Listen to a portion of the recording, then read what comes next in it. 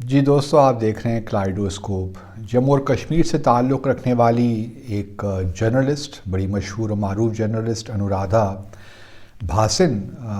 جن کا تعلق جموں سے ہے،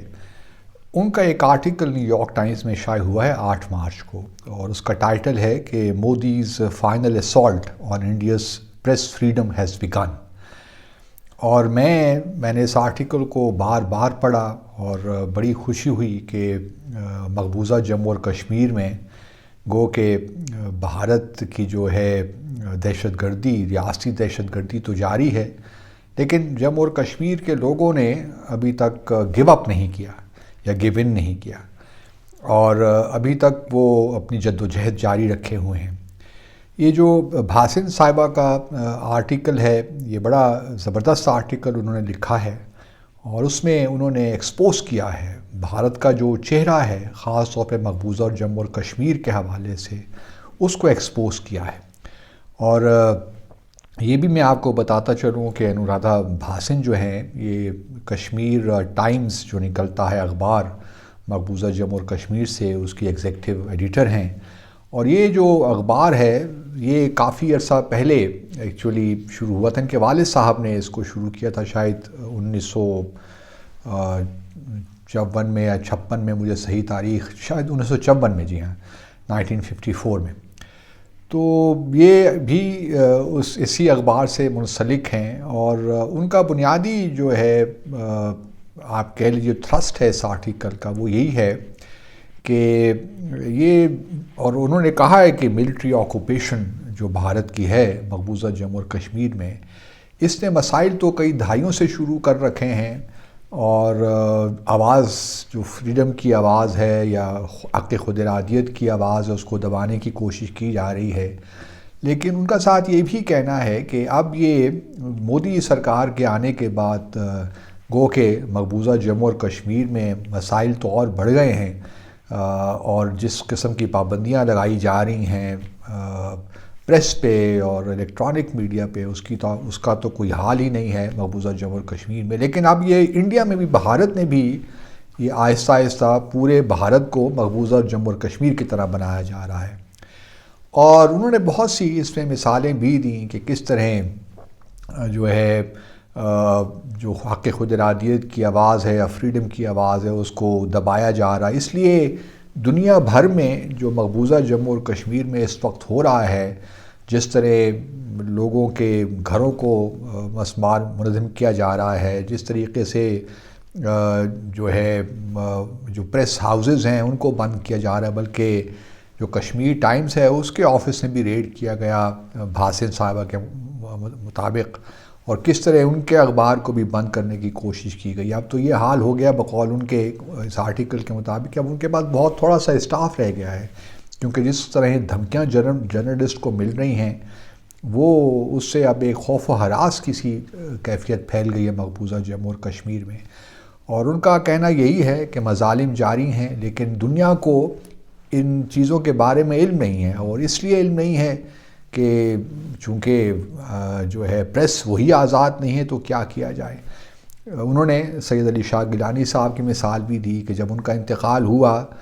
2021 میں، تو کس طرح ان کے جنازے کو پورے بلیک آؤٹ کر دیا گیا، بلکہ لوگوں کو جانے کی اجازت بھی نہیں دی گئی۔ اور کیا کیا اس آرٹیکل میں کیا کیا لکھا ہوا ہے، اگر آپ اس کو پڑھیں تو دل خون کے آنسو ہوتا ہے کہ مقبوضہ جموں اور کشمیر کے لوگ، چاہے وہ کسی ذات سے بھی ان کا تعلق ہو، کسی مذہب سے بھی ہو، اب انورادھا بھاسن صاحب وہ مسلمان تو نہیں ہیں، لیکن بڑی سچی باتیں انہوں نے لکھی ہیں، اور اس پہ ایک لحاظ سے دل ان کو خراج تحسین پیش کرنے کو بھی چاہتا ہے کہ جو باتیں انہوں نے لکھی ہیں وہ ہم بھی یہی کہہ رہے ہیں، اور دنیا بھر اگر اس پہ اپنی ورث کا یا اپنی جو ہے کنسرنس کا اظہار نہیں کرتی، تو وہ ہم جانتے ہیں کیوں نہیں کرتی۔ لیکن یہ بات بھی اپنی جگہ حقیقت ہے کہ United nations human rights commissioner نے 2018 جون 2018 میں اور 2019 میں اپنی رپورٹ میں بڑے واضح طور پہ لکھا ہے جو کچھ بھی جموں اور کشمیر میں ہو رہا ہے، اور بلکہ انہوں نے تو یہاں تک تجویز کیا کہ وہ ایک اپنی ٹیم بھجوانا چاہتے ہیں مقبوضہ جموں اور کشمیر اور آزاد جموں اور کشمیر میں بھی، وہ کہ پہلے تو ہم نے انکار کیا لیکن بعد میں ہم نے اس سے ایگری کر دیا، لیکن مقبوضہ بھارت کی حکومت ابھی تک مقبوضہ جموں اور کشمیر میں ہیومن رائٹس کمشنر کی ٹیم کو آنے کی اجازت نہیں دے رہی۔ تو اس سے بات بڑی واضح طور پہ ثابت ہو جاتی ہے کہ بھارت جو اس وقت مقبوضہ جموں اور کشمیر میں کر رہا ہے، کس طرح وہ اس کو دنیا بھر سے چھپانا چاہتا ہے اور ایک ایسی تصویر پیش کرنا چاہتا ہے کہ مقبوضہ جموں اور کشمیر میں سب چیزیں ٹھیک ہیں، کوئی مسائل نہیں ہیں۔ مسائل ہیں تو پاکستان میں، اور یہاں ہماری بدقسمتی ہے کہ ہمارے ہاں لوگ جو ہے پاکستان میں بہت سے میں باتیں سنتا ہوں، بلکہ پچھلے دنوں کسی نے پاکستان میں جو لاہور میں حالات ہوئے یا جو اس کو مقبوضہ جموں اور کشمیر کے ساتھ اس کا کمپیریزن ڈرا کر لیا۔ اب یہاں ہم خود ہی جو ہے ناواقف ہیں ان چیزوں سے، اور ایسی لوز اسٹیٹمنٹس ہم ایشو کرتے ہیں کہ کوئی حد نہیں ہے۔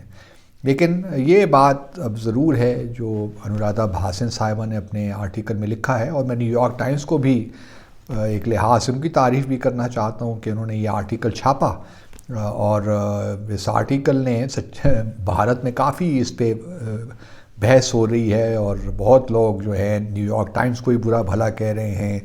بلکہ انورادھا بھاسن صاحبہ کو بھی تنقید کا نشانہ بنا رہے ہیں کہ انہوں نے یہ آرٹیکل کیوں لکھا، یہ تو بالکل بھارت کا جو نیریٹو ہے اس کے خلاف ہے۔ لیکن ایک جرنلسٹ کے حوالے سے میں سمجھتا ہوں کہ بھاسن صاحب نے نہ صرف اپنی اخلاقی بلکہ پروفیشنل ذمہ داری پوری کی ہے، اور انہوں نے جو حقیقت ہے وہ دنیا کے سامنے رکھی ہے، اور یہی چیزیں ہوتی ہیں جس سے جو ہے ایک شخص کا پتہ چلتا ہے، معلوم پڑتا ہے کہ وہ کس معیار پہ کھڑا ہے، اور اس کا چیزوں کو دیکھنے کا کیا معیار ہے، کیا زاویہ ہے۔ تو بھاسن صاحبہ تو مبارکباد کے مستحق ہیں یقینی اعتبار سے، اور میں امید کرتا ہوں کہ انٹرنیشنل کمیونٹی اس آرٹیکل کو بار بار پڑھے گی اور اس سے کچھ حاصل کرے گی۔ لیکن بھارت میں جو اس وقت ایک لحاظ سے شور مچایا جا رہا ہے اس آرٹیکل کو لے کر، بلکہ میں بہت سے بھارت کے ٹی وی چینلز بھی دیکھ رہا تھا اور کچھ اخبارات بھی پڑھ رہا تھا، تو بڑا اس میں ایک لحاظ سے غصہ ہے کہ نیو یارک ٹائمز نے یہ کیوں آرٹیکل چھاپا، بلکہ بہت سے لوگ یہ کہہ رہے ہیں کہ بھارت نیو یارک ٹائمز کا بائیکاٹ کرے۔ یہ ایک آسان طریقہ ہے بھارت کے پاس کہ بس وہ جب کوئی چیز ان کے حق میں نہیں آتی تو اسی قسم کے جو حربے استعمال کرتے ہیں کہ بائیکاٹ کر دیتے ہیں۔ تو بہرحال میں نے کہا کہ یہ ایک انٹرسٹنگ آرٹیکل آیا ہے، اور بڑا فیکٹ بیسڈ آرٹیکل ہے، تو اگر آپ کو موقع ملے تو آپ اس کو ضرور پڑھیں۔ اللہ حافظ۔ دیکھتے رہیے کلیڈوسکوپ۔